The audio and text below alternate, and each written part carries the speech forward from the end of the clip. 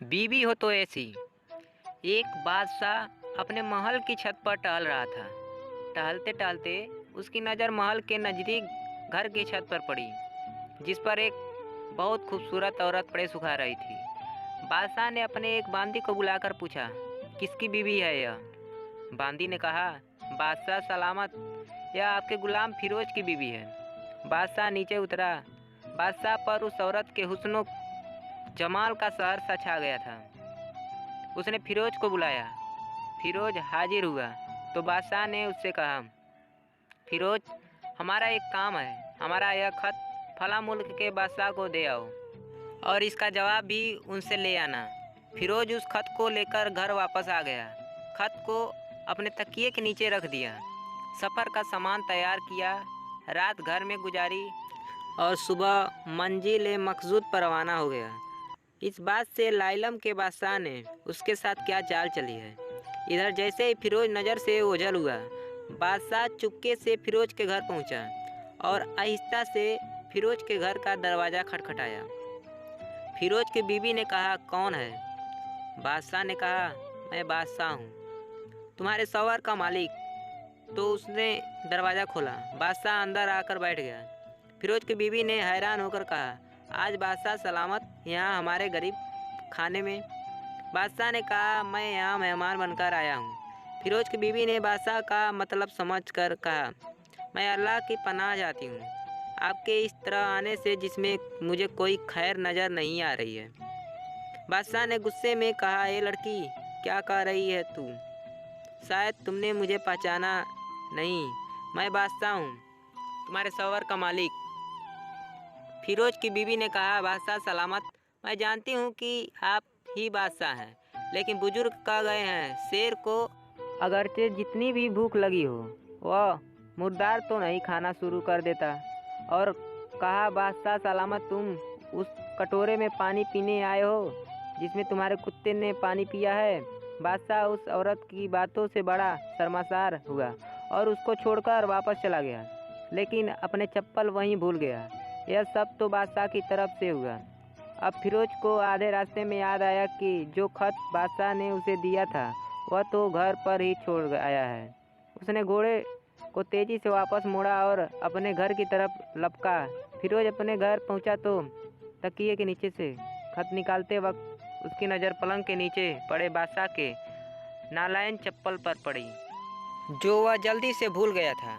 फिरोज का सर चकरा कर रह गया और वह समझ गया कि बादशाह ने उसे सफ़र पर सिर्फ इसलिए भेजा था कि वह अपना मतलब पूरा कर ले। फिरोज किसी को कुछ बताए बगैर चुपचाप घर से निकला। खत लेकर वह चल पड़ा और काम खत्म करने के बाद बादशाह के पास वापस आया तो बादशाह ने उसे इनाम के तौर पर 100 दिनार दिए। फिरोज दिनार लेकर बाजार गया और औरतों के इस्तेमाल के कीमती कपड़े और कुछ तोहफ़े भी खरीद लिए। घर पहुंचकर बीवी को सलाम किया और कहा, चलो तुम्हारे मायके चलते हैं। बीवी ने पूछा, यह क्या है?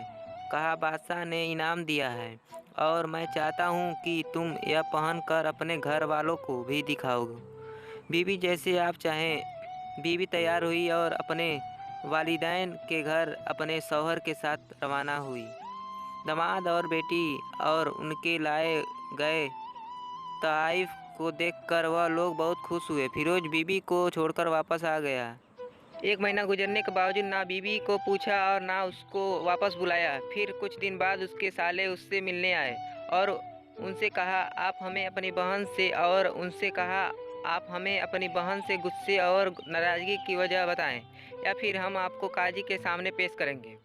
तो उसने कहा, अगर तुम चाहो तो कर लो, लेकिन मेरे जिम्मे उसका ऐसा कोई हक बाकी नहीं जो मैंने अदा ना किया हो। वह लोग अपना केस काजी के पास ले गए तो काजी ने फिरोज को बुलाया। काजी उस वक्त बादशाह के पास बैठा हुआ था। लड़की के भाइयों ने कहा, अल्लाह बादशाह सलामत और काजी साहब को सही सलामत रखे। काजी साहब, हमने एक सरसब्ज बाग, दरख्त, फलों से भरे हुए और साथ में मीठे पानी का कुआं इस शख्स के हवाले में दिया था, तो इस शख्स ने हमारा बाग उजाड़ दिया, सारे फल खा लिए, दरख्त काट लिए और कुएं को खराब करके बंद कर दिया। काजी फिरोज की तरफ मुतवज्जे होकर, हाँ तो लड़के तुम क्या कहते हो इस बारे में? फिरोज ने कहा, काजी साहब, जो बाग मुझे दिया गया था वह उससे बेहतर हालत में मैंने उसे वापस किया है। काजी ने पूछा, क्या इसने बाग तुम्हारे हवाले वैसी ही हालत में वापस किया है जैसे पहले था? उन्होंने कहा, हाँ वैसे ही हालत में वापस किया है, लेकिन हम उनसे बाग वापस करने की वजह जानना चाहते हैं। काजी ने कहा, हाँ फिरोज, तुम इस बारे में क्या कहना चाहते हो? फिरोज ने कहा, काजी साहब, मैं बाग किसी बुग़्ज़ या नफ़रत की वजह से नहीं छोड़ा, बल्कि इसलिए छोड़ा कि एक दिन जब मैं बाग में आया तो उसमें मैंने शेर के पंजे के निशान देखे।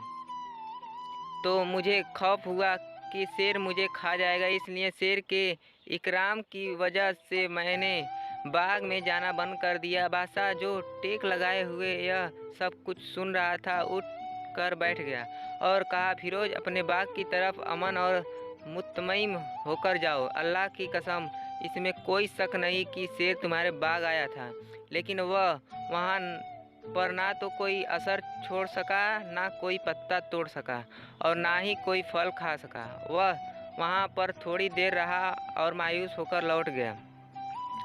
और खुदा की कसम, मैंने कभी तुम्हारे जैसे बाग के गिर्द लगे मजबूत दीवार नहीं देखी। फिरोज अपने घर लौट आया और अपनी बीवी को भी वापस ले लिया। ना तो काजी को पता चला और ना ही किसी और को कि माजरा क्या है।